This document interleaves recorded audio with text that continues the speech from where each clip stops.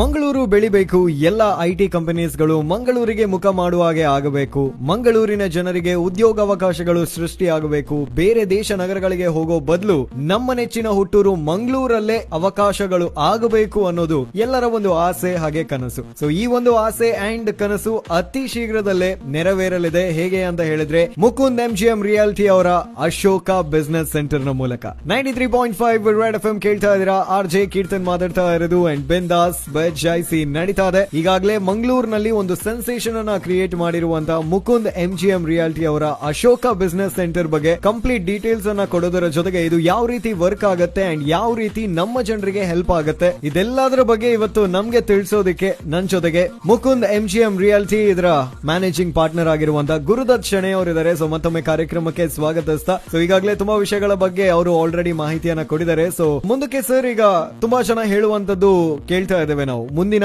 5 ವರ್ಷಗಳಲ್ಲಿ ಮಂಗಳೂರು ಒಂದು IT hub ಆಗತ್ತೆ ಅಂತ. ಸೊ ನಿಮ್ಮ ಒಂದು ಅಭಿಪ್ರಾಯ ಏನು, ಇದು ಆಗತ್ತೆ ಅಂತ ಅನ್ಸುತ್ತಾ?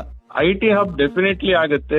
All over India 26 emerging cities ಅಲ್ಲಿ ನಾವು ತುಂಬಾ ಮುಂದೆ ಇದ್ದೇವೆ. ಸೊ ನಮ್ಮಲ್ಲಿ IT development without any effort ಇಲ್ಲಿ ಆಗೇ ಆಗುತ್ತೆ. ಒಂದೇ ವಿಷಯ ಏನಂತ ಹೇಳಿದ್ರೆ, ನಮ್ಮಲ್ಲಿ ಡೆವಲಪ್ಮೆಂಟ್ ಆಗುವಾಗ ನಾವು ಸಸ್ಟೈನೇಬಲ್ ಆಗಿ ಗ್ರೋ ಆಗ್ಬೇಕು. ಬೇರೆ ಯಾವುದೇ ಸಿಟಿ ತರ ನಮ್ಮಲ್ಲಿ ಕೇವಾಸ್ ಆರ್ ಬೇರೆ ರೀತಿಯ ಹ್ಯಾಸಲ್ ಅನ್ನು ನಾವು ಹೇಗೆ ಮ್ಯಾನೇಜ್ ಮಾಡೋದು, ಇದು ನಮ್ಮ ಮಂಗಳೂರಿಗಳ ಒಂದು ಸ್ಟ್ರೆಂತ್ ಅಂತಲೇ ಹೇಳ್ಬೋದು.